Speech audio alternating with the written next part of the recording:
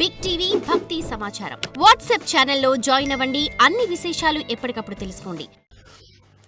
కాబట్టి అది చిన్న చిన్న కోరికలు కోరుకుని ప్రదక్షిణం చెయ్యకు, నీకు అద్భుతమైన స్థితిని కల్పించగలదు.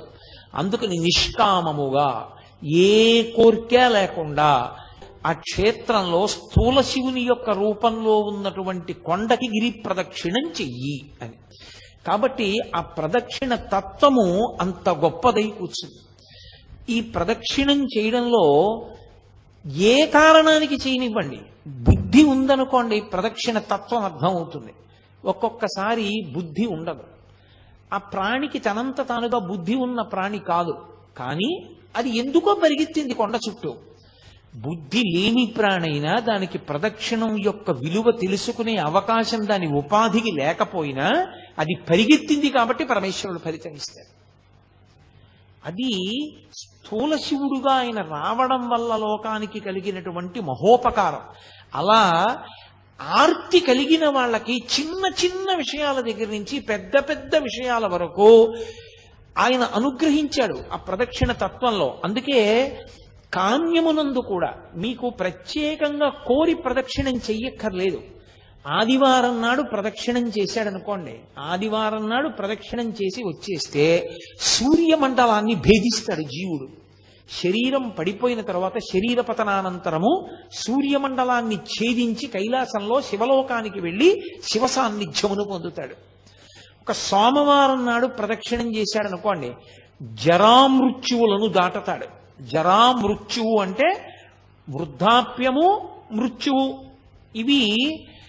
ఇదొక చిత్రమైనటువంటి విషయం. చాలా మంది త్రిదళం త్రిగుణాకారం త్రినేత్రంచ త్రియాయుధం అంటుంటారు, కానీ అలా లేదు. అసలు యథార్థ పాఠం త్రియాయుషం అనుంది. త్రియాయుషం ఏకబిల్వం శివార్పణం. త్రియాయుషం అంటే 3 రకములైన ఆయుర్దాయాల్ని కోరుతారు. నేను వృద్ధాప్యాన్ని చూడాలని నేను కోరుకోవాలి. బాల్యము, కౌమారము, యవ్వనము దాటి నేను వార్ధక్యాన్ని చూడాలి అని అడగాలి. ఎందుకో తెలుసా? వార్ధక్యాన్ని చూడలేదు అంటే అపమృత్యువు. నా మనవల్ని ఎలా చూస్తాను? నా మనవల్ని చూసేశాను అనుకోండి, నేను నా 2వ తరాన్ని చూసేశాను.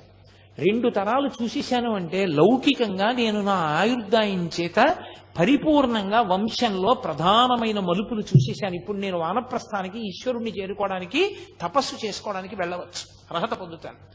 ముందే పడిపోయిందనుకోండి శరీరం, అసలు ఇంకా కొడుకు లేడు, కొడుకుని చూడలేదు, తను చెయ్యవలసిన కర్తవ్యాలు పూర్తి చేయలేదు, అది అపమృత్యు దోషం అంటారు దాన్ని. అలా పడిపోకూడదు శరీరం. కాబట్టి అపమృత్యు దోషం పోవాలి అంటే జరా అంటే వృద్ధాప్యమునందు చింతతో అమ్మో ఇది పడిపోతుందేమో, అమ్మో ఇది పడిపోతుందేమో, అమ్మో ఇది పడిపోతుందేమో అని బెంగతో కాకుండా అమ్మో ఇది పడిపోకముందే చేసేయాలనేటటువంటి తాపత్రంతో చెయ్యగలిగినటువంటి స్థితిని పొంది తదనంతరము ఇక మళ్ళీ ఇంకొకసారి చావవలసిన అవసరం ఉండదు. అది ఆఖరి చావు. అంటే ఇంకోసారి పుట్టడని గుర్తు. పుడితే కదా చావడం. అది ఆఖరి వృద్ధాప్యం. ఆ ఆఖరి వృద్ధాప్యం భయంతో ఉండదు, ఆ ఆఖరి వృద్ధాప్యం త్వరతో ఉంటుంది. ఓ జుట్టు తెల్లబడిపోతోంది, 60 వచ్చేసాయి, చేసేయాలి గబగబా మంచి కార్యక్రమాలన్నీ.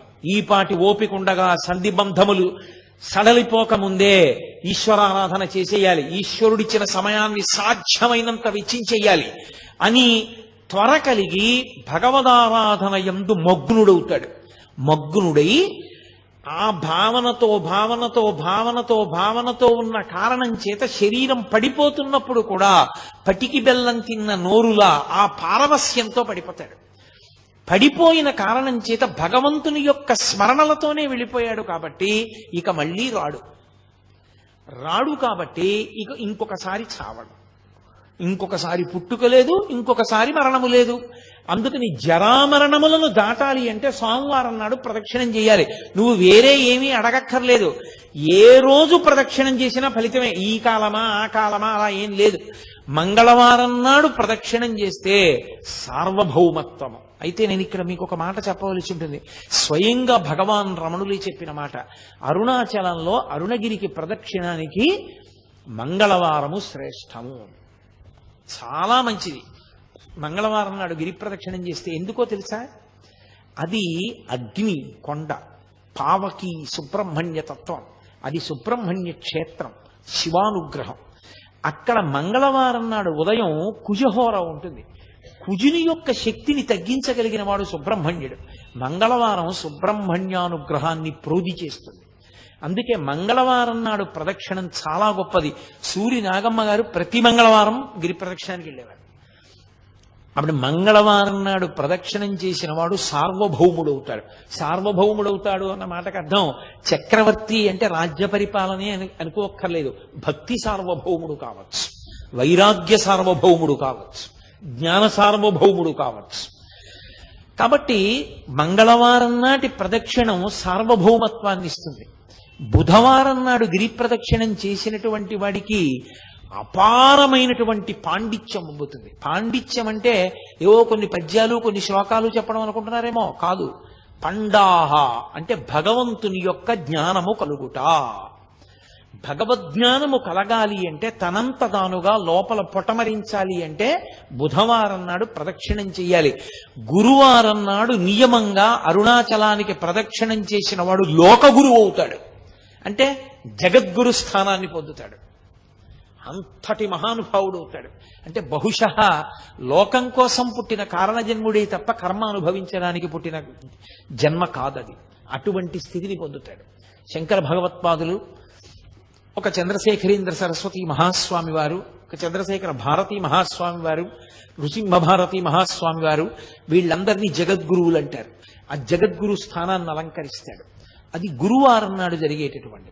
ఇక శుక్రవారం నాడు అపార సంపత్తి, ఇహమునందు విశేషమైనటువంటి ఐశ్వర్యాన్ని పొంది అంత్యమునందు విష్ణుపథాన్ని పొందుతాడు. విష్ణుపథం అంటే వైకుంఠం, వైకుంఠాన్ని పొందుతాడు. అది శుక్రవార ప్రదక్షిణ. శుక్రవార ప్రదక్షిణంలో సంపత్తి అన్న మాట నేను వాడినప్పుడు ఎంత డబ్బు వస్తుందండి అని నన్ను అడక్కండి. సంపత్తి అన్న మాటకు అర్థం ఏమిటో తెలుసా? తృప్తి.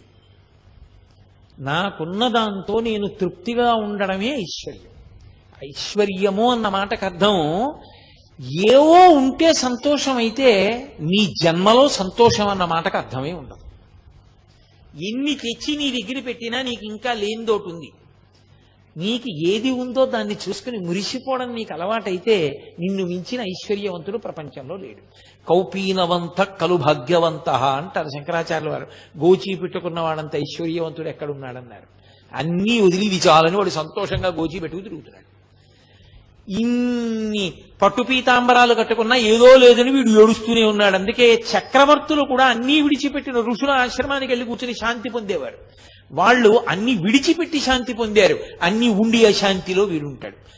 శాంతి ఐశ్వర్యం. అందుకే మనకి సనాతన ధర్మంలో ఏం చేసినా ఓం శాంతి శాంతి శాంతి అని పూర్తి చేస్తారు. శాంతిని మించిన పరమైశ్వర్యం, తృప్తిని మించిన పరమైశ్వర్యం లోకంలో ఇంకోటి లేదు. నాకు ఈశ్వరుడు ఇది ఇవ్వలేదని ఏడిచేవాళ్ళు చాలా మంది ఉంటారు. నాకు ఈశ్వరుడు ఏమివ్వలేదని అడిగేవాడు కోట్ల కోట్ల మందిలో ఒక్కడే ఉంటాడు. అలా అడగగలగాలి అంటే వాడు నిత్యతృప్తుడై ఉండాలి. వాడు బ్రాహ్మణుడు. వాణ్ణి మించిన బ్రాహ్మణుడు లేడు. అందుకే వ్యాసుడు దేవి భాగవతం చెప్తూ పరమేశ్వరుడు కూడా ఎవరి పాదములకు నమస్కరిస్తాడని అడిగాడు. అడిగి సంతోషోహి ద్విజన్మనాం, నాకు ఇది కావాలన్న కోరిక మనసులో లేకుండా, ఎప్పుడు నాకు అసలు ఏం లేదన్న దాని మీద దృష్టి లేకుండా నాకు ఈశ్వరుడు ఏమివ్వలేదని మురిసిపోయేవాడు ఎవడున్నాడో అటువంటి బ్రాహ్మణుడి పాదములు కడిగి ఆయన పాదములకు నేను నమస్కారం చేస్తానన్నాడు పరమేశ్వరుడు. కాబట్టి యతీనాం భూషణం జ్ఞానం సంతోషో హి ద్విజన్మనాం ఉద్యమం శత్రుహననం భూషణం భూతిమిచ్చతాం అన్నాడు ఆయన. కాబట్టి అది ఐశ్వర్యం అంటే. కాబట్టి ఇహమునందు సంపత్తి, విష్ణుపథమునందు స్థానము. శుక్రవారం నాడు ఆ గిరికి ప్రదక్షిణం. అలాగే శనివారం నాడు చేస్తే గ్రహపీడా విముక్తి. మీరు ఒక్క మాట చాలా జాగ్రత్తగా జ్ఞాపకం పెట్టుకోవాలి. గ్రహపీడా విముక్తి అన్న మాటకు అర్థం ఏమిటో తెలుసా అండి? ఆ గ్రహం మిమ్మల్ని బాధించడం మానేస్తుంది అని కాదు. మరి ఇంకెందుకండి గ్రహపీడా విముక్తి అని మీరు నన్ను అడగచ్చు. గ్రహములకు ఈశ్వరత్వము లేదు. గ్రహములకు ఈశ్వరత్వం లేదు. అందుకే నేను మీతో ఒక మాట చెప్తాను. ఒక దేవాలయంలో అనేకమైన దేవతామూర్తులు, నవగ్రహ మంటపం, గోపూజ జరుగుతున్నాయి అనుకోండి, మీరు ఏదైనా మరిచిపోవచ్చేమో కానీ గోవుకి ప్రదక్షిణం చేయకుండా మీరు వెళ్ళకూడదు. ఒక దేవాలయానికి ఎదురుగుండా ఒక ఆవు మేస్తోంది అనుకోండి, మీరు గుళ్ళోకి వెళ్ళడం ముఖ్యమా, ఆ గోవుకి ప్రదక్షిణం చేయడం ముఖ్యమా అంటే గుళ్ళోకి వెళ్ళడం కన్నా గో ప్రదక్షిణం ముఖ్యం. మీరు గుళ్ళోకి వెళ్ళి గోవును వదిలేసి వెళ్ళారనుకోండి, ఈశ్వరుడు కూడా అనుగ్రహించాడు. గో ప్రదక్షిణమే గొప్పది. దిలీప చక్రవర్తి వృత్తాంతం లేదు, గోవును దాటిడితే ఏమయ్యాడు? గోవుకి ప్రదక్షిణం చెయ్యాలి. నవగ్రహ మంటపానికి ప్రదక్షిణ వదిలేశారనుకోండి, ఉపద్రవం రాదు. ఎందుకో తెలుసా? గ్రహములకు ఈశ్వరత్వము లేదు. కొంతమంది పొరపాటున శనీశ్వరుడు అంటుంటారు. శనీశ్వరుడు అన్న మాట లేదు, శనైశ్చరుడు. శనైహి చరహ, మెల్లగా మెల్లగా నడుస్తాడు ఆయన. అందుకని ఆయనకి శనైశ్చరుడు తప్ప శనీశ్వరుడు లేదు. అసలు గ్రహములకు ఈశ్వరత్వము లేదు. ఈశ్వరత్వము లేదు అన్న మాటకు అర్థం ఏంటో తెలుసా? ఆయన గుమాస్తాయే కానీ అధికారి కాడు. గుమాస్తా గారు వద్దు, ఈయనకి 2 ఎకరాల పొలం ఇవ్వకూడదు అని రాశాడు. కలెక్టర్ గారు ఫైల్ చూసి అక్కర్లేదు, ఇతనికి ఇవ్వచ్చు, పేదవాడు పాపం, ఇతనికి ఇవ్వడానికి తగిన కారణాలు నాకు కనపడుతున్నాయి కాబట్టి 2 ఎకరాలు ఫలానా చోటు ఇతనికి ఇవ్వండి అని రాశాడు. గుమాస్తా మాట నెగ్గుతుందా? గ్రహబాధ విముక్తి అన్న మాటకు అర్థం ఏమిటో తెలుసా? గ్రహముల యొక్క పీడ కింది స్థాయికి వెళ్ళిపోతుంది. ఈశ్వరుడు పిలిచి అంటాడు, వాడిని నువ్వు బాధ పెట్టడానికి వీలు లేదు. ఇప్పుడు పాము కరవాలి వాణ్ణి చీమ కరుస్తుంది. అంటే గ్రహం ఈశ్వరుడి మాటని బట్టి బాధించడంలో కింది స్థాయికి వెళ్ళిపోతుంది. అప్పుడు అసలు మిమ్మల్ని బాధించినట్టు ఉండదు. పాము కరిస్తే పడినటువంటి బాధ వలన పోవలసిన పాపం చీమ కరిచిన బాధని పాము కరిచిన బాధతో సరిపెట్టి పోగొడతారు. కొంతమందిని చూడండి, కారాగారంలోంచి సత్ప్రవర్తన వలన విడుదల చేసేసామంటారు. మనం ఎన్నుకున్న ప్రభుత్వానికే అంత అధికారం ఉంటే పరమేశ్వరుడికి గ్రహములను ఆదేశించడానికి అధికారం ఉండదని మీరు ఎలా అనుకుంటున్నారు? అది గ్రహపీడా విముక్తి అంటారు దాన్ని. అది శనివార ప్రదక్షిణం చేత కలుగుతుంది. కాబట్టి అసలు అరుణాచలానికి వెళ్ళి గిరి ప్రదక్షిణం చేసినటువంటి వాడికి పరమశివుడు గౌతమ మహర్షితో చెప్పిన మాట ఏమిటో తెలుసా? వాడికి ఆయనము, రోజు, ఋతువు, తిథి, నక్షత్రము, వారముతో సంబంధము లేదు ఎప్పుడైనా సరే. అయితే ఈశ్వరుని యొక్క అనుగ్రహము కాలమునందు విశేషమైతే ఉత్తరాయణ పుణ్యకాల ప్రవేశము, అలాగే ఒక గ్రహణ సమయమునందు, అలాగే ఒక పౌర్ణమి తిథి ఎందు, అటువంటప్పుడు ప్రదక్షిణం చేస్తే విశేష ఫలితము సంక్రమిస్తుంది. అది ఒక్కసారి చేసిన అనేక పర్యాయములు చేసిన దానితో సమానమవుతుంది. అది కాలమునందు వచ్చేటటువంటి ఫలితం. ఒక్కొక్క దేశము, ఒక్కొక్క కాలము విశేష ఫలితాన్ని ఇస్తాయి. ఎందుకని? మీరు కాశీలో చేసినటువంటి అన్నదానానికి, కాకినాడలో చేసిన అన్నదానానికి ఖచ్చితంగా తేడా ఉంటుంది. కాశీయే. కాశీ పట్టణంలో అన్నదానంది ఒకడికి మీరు పెట్టిన అన్నం 1,000,000 మందికి పెట్టినట్టు, కాకినాడలో ఒకరికి పెట్టింది ఒకరికి పెట్టినట్టు. స్థలమునందు గౌరవమే. మీ ఇల్లే ఉందండి, అన్ని మీరు కట్టుకున్న గదులే. కానీ మీరు కట్టుకున్న గదులే అని మరుగుదొడ్లో అన్నం తింటారా? పూజ గదిలో నిద్రపోతారా?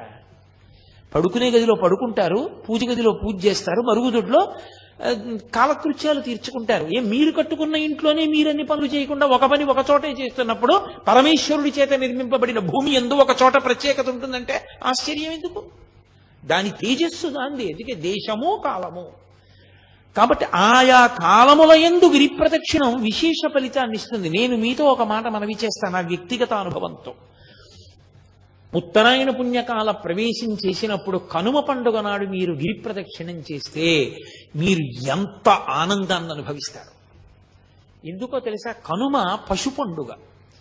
అసలు ఆ రోజున ఆవుల్ని, దూడల్ని, గుర్రాల్ని అన్నిటినీ అలంకారం చేస్తారు. చేసి వాటికి పాయసం వండి పెట్టాలి. అసలు మీరు అరుణాచలం వెళ్ళి కనుమ పండుగ నాడు అరుణాచలేశ్వరుడి దేవాలయానికి వెడితే భళ్ళాల మహారాజు గారు నిర్మాణం చేసినటువంటి పెద్ద నంది ఉంది. ఆ పెద్ద నందికి, చిన్న నందికి అలంకారం చేస్తారు. అసలు ఎంత అద్భుతంగా ఉంటుందో. ఇక్కడ మనం శాకాంబరి అలంకారం ఎంత గొప్పగా చెప్తామో, కనుమ పండుగ నాడు చేసే నందీశ్వర అలంకారం అలా ఉంటుంది. For more videos like this, subscribe Big TV channel.